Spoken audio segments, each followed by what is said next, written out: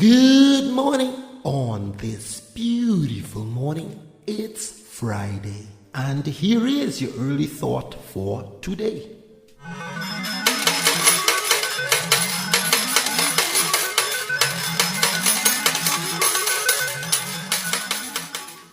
I was always a fan of Beat Street.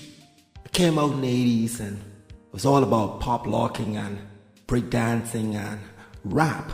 And I was introduced to that world of hip-hop for the first time, not really, but on a screen level, first time that I'd actually seen these things. For the first time, I was seeing young people like me, my age, doing acrobat, doing gymnastics, but not in a safe environment with cushion and pads, but on the rough terrain, on the fucking street, on the tire, flipping mat.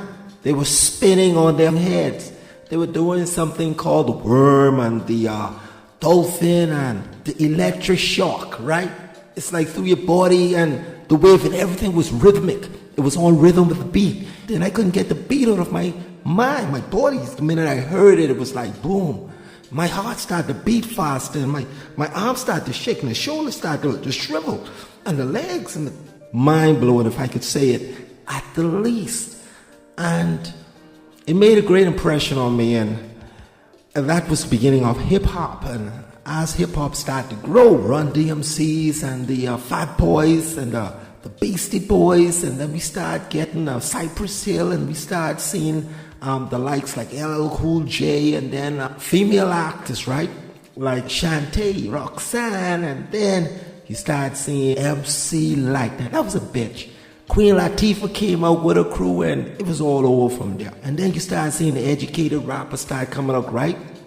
You start seeing the guys who start to preach the conscience through the black community to get them uplifted, break the slave mentality, if I could say, for lack of a better word.